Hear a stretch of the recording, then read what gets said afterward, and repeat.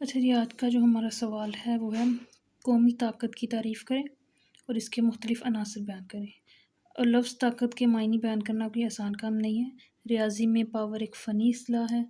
اس کے علاوہ فزکس میں جو ہے وہ اس سے مراد توازن میں تبدیلی کی شرح ہے۔ انسانی رابطے میں اسے اب ایک تعلقاتی مظہر خیال کیا جاتا ہے۔ ٹھیک ہے۔ تعریف اس کی اس طرح ہے کہ طاقت سے مراد مؤثر پابندیوں کی مدد سے دوسروں پر زبردستی کوئی کام مسلط کر دینا، مطلب طاقت کے زور پر آپ کسی دوسرے سے زبردستی بھی کوئی کام کروا سکتے ہیں۔ ایک اور تعریف اس کی اس طرح کی جا سکتی ہے کہ ہر شخص طاقت کی حصول کے لیے کوشش کر رہا ہے، یہاں تک کہ خدا بننا چاہتا ہے، جو کہ ناممکن ہے۔ ٹھیک ہے، کہ ہر انسان چاہتا ہے کہ میرے پاس اتنی طاقت آ جائے کہ وہ دنیا کو چلا سکے، وہ لوگوں کو اپنی مرضی کے مطابق ڈال سکے، وہ طاقت کے زور پر لوگوں سے اپنا ہر کام کروا سکے۔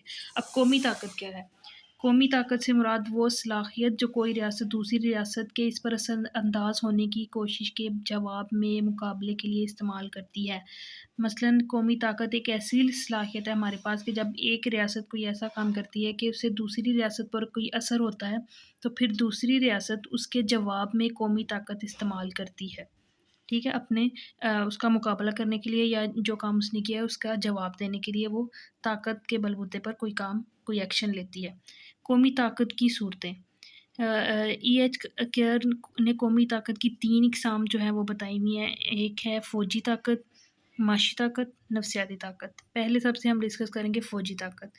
مادی طاقت سے مراد ریاست کی فوجی طاقت لی جاتی ہے جو فساد سے بچاؤ کے لیے عوام کو ڈرانے میں استعمال ہوتی ہے۔ مطلب کیا فوج کا استعمال تب کرتے ہو جب جو ہے کوئی دنیا میں کوئی فساد برپا ہو جائے، کوئی مشکل آ جائے، تو اس سے بچنے کے لیے یا پھر عوام کوئی غلط کام کرے تو اسے ڈرانے کے لیے فوج کا استعمال کیا جاتا ہے۔ مثلا طاقت کا جواب طاقت سے دینے کے لیے، یہ بھی ہم کہہ سکتے ہیں۔ قوانین پر عمل کروانے کے لیے، مطلب زبردستی عوام کو قوانین پر، جو عوام قوانین پر عمل نہیں کرتی ہے اس کو ڈرا کر جو ہے وہ ہم قوانین پر عمل کروا سکتے ہیں۔ آگے ملکی دفاع کے لیے، عوام کا ڈرانے کے لیے، حکومتی خوف پیدا کرنے کے لیے۔ ٹھیک ہے۔ دوسرا ہے معاشی طاقت۔ سیاسیات میں ریاست کے لیے معیشت کو سب سے بہترین طاقت تصور کیا گیا ہے۔ جائیداد کی ضبطی، کاروبار پر پابندی لگانا، ٹھیک ہے، جو افراد پر معاشی طاقت کے استعمال کے طور پر اپنائے جائیں تو وہ اپنے طرز عمل کو درست کرنے کے لیے تیار ہو جاتے ہیں۔ صحیح ہے، کہ جب لوگ جو ہے وہ اپنے مقصد سے ہٹ جاتے ہیں تو اس اپنے عمل کا جو مقصد ہو، جو ان کا کام ہوتا ہے وہ نہیں کرتے، تو اس کام پر عمل درآمد، ان کو درست کرنا، ان کو اپنے مقام پر لانے کے لیے جو ہے وہ ہم معاشی طاقت کا استعمال کرتے ہیں۔ بین الاقوامی سطح پر معاشی طاقت سے عالمی سطح پر ریاست کے اثر و رسوخ میں اضافہ ہوتا ہے۔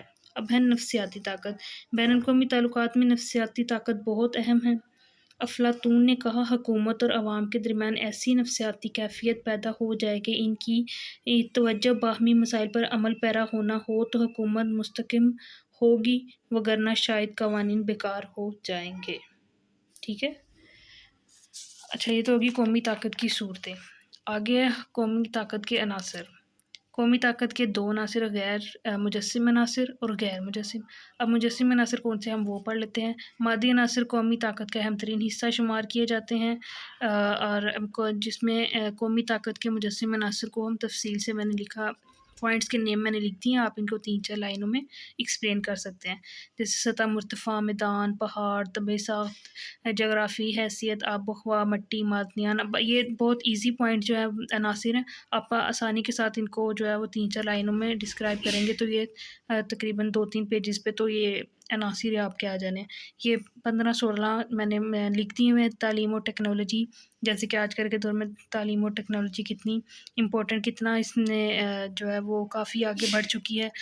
آبادی کیا ہے، دریا، اس کے بعد وسائل قوت، یہ سب کچھ آپ خود سے جو ہے 3-4 لائنوں میں بیان کر دیجیے گا۔ اب ہے غیر مجسم عناصر۔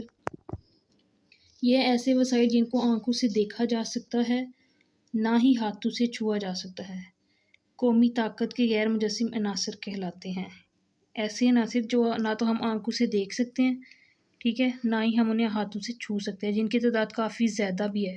اور قومی طاقت کے غیر مجسم عناصر جو ہے، میں نے وہ 4 عناصر میں نے لکھے ہیں: سیاسی نظام، معاشی نظام، معیار تعلیم اور قومی اخلاقیات۔ کو بتا دیتی ہوں تھوڑا سا کہ قومی طاقت کی روح سے سیاسی نظام سے مراد ہے کہ ریاست کی حکومت کا وہ طریقہ کار جس کے تحت وہ عوام پر حکومت کرتی ہے، ٹھیک ہے؟ اب اس میں یہ قومی طاقت کی نظر میں نظام کوئی اہمیت نہیں رکھتا، وہ کہتی ہے کہ حکومت چاہے کوئی بھی جمہوری ہو، اشرافیہ ہو یا چند سوری ہو، لیکن اگر وہ اپنا جو ہے خوش اسلوبی سے اپنے سارے کام انجام دے رہی ہے تو ہم یہ کہہ سکتے ہیں کہ سیاسی نظام قومی طاقت کے حصول میں اپنا اہم کردار ادا کر رہی ہے، ٹھیک ہے؟ اگلا جو غیر مجسم عناصر ہے وہ ہے معاشی نظام۔ معاشی نظام جو ہے وہ معاشیت دنیا میں ریاست کی طاقتوں کی بنیادی شمار کی جاتی ہے۔ معاشی نظام سے مراد ملک کی پیداوار اور تقسیم کا ہوتا ہے۔ ایشیا کی پیداوار اور تقسیم کے لیے کوئی معاشی نظام رائج ہے جن میں اشتراکی معیشت، سرمایہ دارانہ معیشت، اسلامی معیشت، ملی جلی معیشت ساری جو ہے اس میں آپ لکھ سکتے ہیں۔ ان نظاموں کا سب سے اہم مقصد کیا ہوتا ہے؟ زیادہ سے زیادہ پیداوار کو حاصل کرنا، ٹھیک ہے؟ اب ہے معیار تعلیم۔ ایسی ریاستیں جو عالی معیار تعلیم کی حامل ہوں، سائنس اور ٹیکنالوجی ترقی، اس میں سائنس ٹیکنالوجی کے میدان میں جو ہے وہ ترقی یافتہ ہوں تو وہ معیار تعلیم کا بلند ہوتا ہے، اور ترقی پذیر ممالک جو ہے وہ ہمیشہ عملی میدان میں ترقی یافتہ ممالک کے نقش قدم پر چلتے ہیں۔ اچھا، اگلا ہے قومی اخلاقیات۔ ریاست کو جو درپیش چیلنجز جو مسائل ہیں ان میں اگر عوام کا اتحاد ہو اور وہ حب الوطنی ہو تو قومی اخلاقیات ہم اس کو کہہ سکتے ہیں۔ بعض اوقات جو ہے مذہب اور قومیت بھی قومی اخلاقیات میں شامل ہوتا ہے، اور جہاں مذہب کی گرفت کمزور ہو وہاں پر قومیت جو ہے وہ قومی اخلاقیات کو استوار کرتی ہے، ٹھیک ہے؟ اس کے برعکس پاکستان، ایران اور اسرائیل پر بھی مذہبی عناصر کا غلبہ ہے وغیرہ وغیرہ۔ سو یہ میں نے پوائنٹ ڈسکس کر دیے ہیں، تو آئی ہوپ کہ آپ کو سمجھ آ گئی ہوگی۔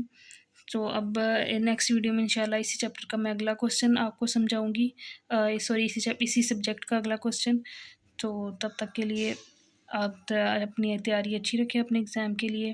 آئی ہوپ کہ یہ کوسچن آپ کو سمجھ آیا ہوگا۔ سو تھینکس فار واچنگ، اللہ حافظ۔